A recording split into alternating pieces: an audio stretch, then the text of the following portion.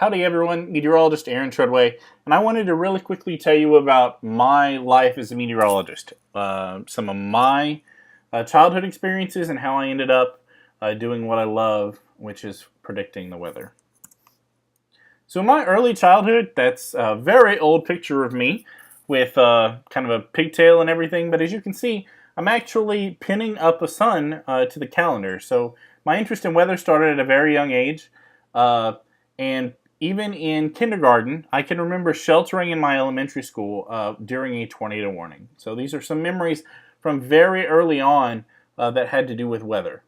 We had a meteorologist come to my school and talk to us, and I would even bring the 5-day forecast to show and tell in kindergarten and through my grade school years. Now, one thing though, is that I was deathly afraid of thunderstorms. I would go hide in my room, I would go turn a movie on, and hide under the blankets every time there was even just a little thunderstorm, even though I was interested in it. And that's called astrophobia. It's a fear of thunderstorms.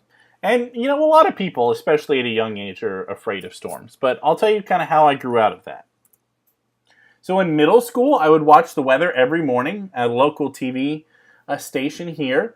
I also met my first storm chasers. Storm chasers are the folks that go out and chase those big tornadoes, big hailstorms.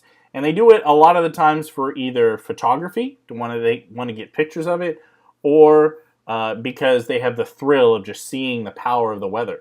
They do it safely, but I met my first one of those in middle school. He was out around our area chasing some big hailstorms. I also had a close encounter with a tornado while camping. So we were camping out at a local state park around Central Texas. There was a big storm coming towards us, and it eventually was tornado warned.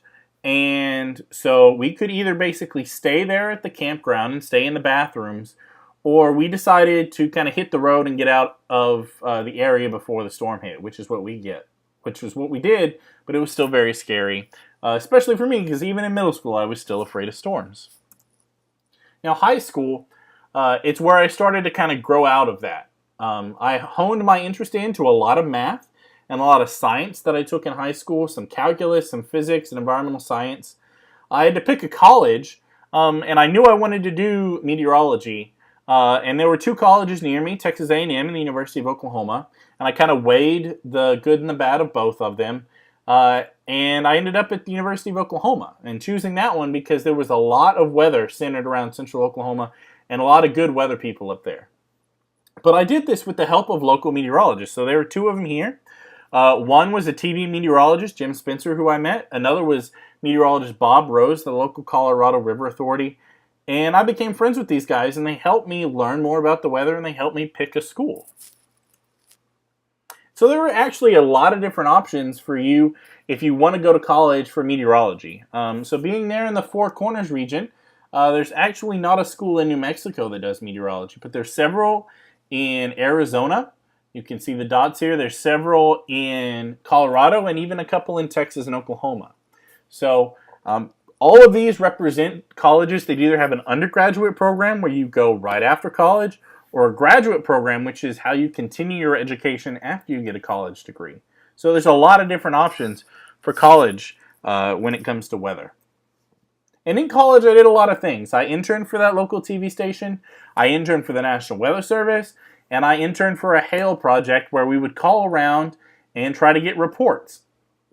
It was a whole lot of math and a whole lot of science. So you can see some of these equations, these weird numbers and letters on the screen. Those are some of the equations I had to learn. I even went storm chasing. That's a picture you see there. I'm the guy in the middle with the cowl on my shirt with a lot of hair. I didn't cut my hair that often in college, but I went storm chasing. And then I found a mentor. So that was Dr. Clazel. He's actually from Central Texas, where I'm from, but a professor up at OU.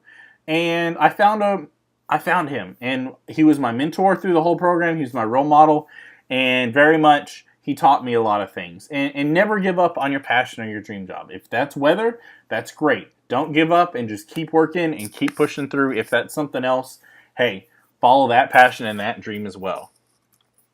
So then what? Well, after I graduated, I started to work for the National Weather Service. So I've worked several big flooding events, several big tornado events.